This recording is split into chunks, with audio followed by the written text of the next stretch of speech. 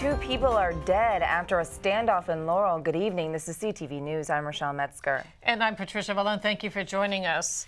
Well, a tragedy in Laurel as a man shoots his wife and stepdaughter and then threatens to shoot himself. CTV's Sonia Srivastava has the very latest. Well, we're at the corner of Kenny Road and Malcolm Drive here in the West Laurel area, and police tell us that the gunman did come out this morning and surrender himself to police. Now, neighbors as well as family members have been coming here, certainly distraught by the events that have been brought on, but police say that they are happy that at least the gunman is in custody. A quiet Laurel neighborhood becomes the scene of a horrific domestic double murder. Around 10 this morning, a 59-year-old man called police and said he shot his family and was now going to shoot himself. Officers quickly arrived at the 16,000 block of Malcolm Drive and negotiated with the suspect, who then turned himself in. There are two adult female victims. One is a woman who is approximately in her 50s, believed to be the wife of the shooter, and the approximately 25-year-old other victim is believed to be the stepdaughter. We know that there were two additional people involved in this situation, an adult man and then a teenaged boy. That boy is the son of the gunman. Police say the suspect's 15-year-old son, seen here wearing a white t-shirt in this yearbook photo, was also shot but not hit and managed to run out of the house and call 911. It's horrible that his father did this. It's happened. It's really heartbreaking. Debbie Lee says she's been best friends with the older victim for 25 years. She showed up at the house after receiving a call from the victim's mother in North Carolina. That's why he's a coward, if he shot him and he didn't shoot himself. And that's why he's a coward.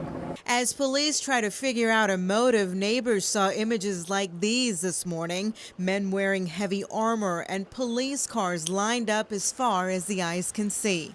All the helicopters this morning waking up, and all the feds coming in and all the police cars got concerned. Feds kept coming in, one after another, and then you see the SWAT team coming in. Lee tells us the couple met while serving in the military and married 15 years ago. It's just senseless. It doesn't have to happen. Now, Debbie Lee, one of the friends of the victim that we spoke to earlier, tells us that the mother of the victim is on her way to Maryland from North Carolina. In Laurel, I'm Sonia Srivastava for CTV News. And late this afternoon, police released the name of the suspect, 59-year-old Ronnie Rainey, and the two victims were also identified. They are 50-year-old Lisa Rainey and her 27-year-old daughter, Ariel Shelton. A Maryland state delegate is set to go on trial for injuring several people in a boating accident last summer. Republican Donald Dwyer is charged with operating a vessel under the influence of alcohol. Speaking at a press conference this morning, Dwyer said he regrets the incident and that he's grateful to be in an alcohol treatment program. Dwyer is scheduled to go on trial tomorrow. His attorney is questioning the accuracy of Dwyer's blood alcohol test. Well, you've probably heard of the Amber Alert for missing children and the Silver Alert for missing seniors.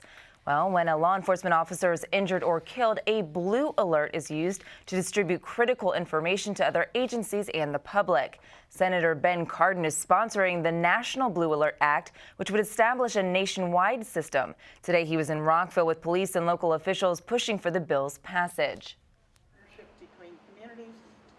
So what Blue Alert says, let's get information out quicker whenever there's a major incident involving the safety of law enforcement. We have it in 18 states today, but what we need to do is coordinate it nationally so that if something occurs, we can get that information out to the public who can help us apprehend those who are responsible. Now, Maryland has its own Blue Alert system created shortly after the 2010 murder of State Trooper Wesley Brown, who was shot and killed outside of Forestville Applebee's. A national lawmaker is also supporting Lieutenant Governor Anthony Brown's bid to be the next governor of Maryland. Over the weekend, Governor Martin O'Malley endorsed Brown, who has been his second in command since 2007. Today, Congressman Steny Hoyer praised the work that Brown has done for the state. Brown kicked off his gubernatorial campaign on Friday at Prince George's Community College in Largo. He says he's running to improve education, expand health care, and build on the current administration's success in reducing crime. Maryland, the free state where we celebrate our diversity. Maryland, where we recognize that each of us has a responsibility to advance the common good. Maryland, where we treat one another with dignity, decency, respect and honesty, and expect the same in return. Together, one people, making Maryland better for more Marylanders. I think he'd be an excellent governor. I know Anthony Brown well. I know Mrs. Brown very well. I think he's an outstanding leader. He's done an outstanding job as lieutenant governor, and he served our country in Iraq. I had the opportunity to visit him while he was in Iraq, while we were there, so that I think he's certainly going to make an excellent candidate. And if elected, Brown would be the state's first African-American governor. Other candidates vying for the seat include Attorney General Doug Gansler, Heather Mazier, and Representative Dutch Rupersberger. And you are watching CTV News. I'm Patricia Vallone. And I'm Rochelle Metzger.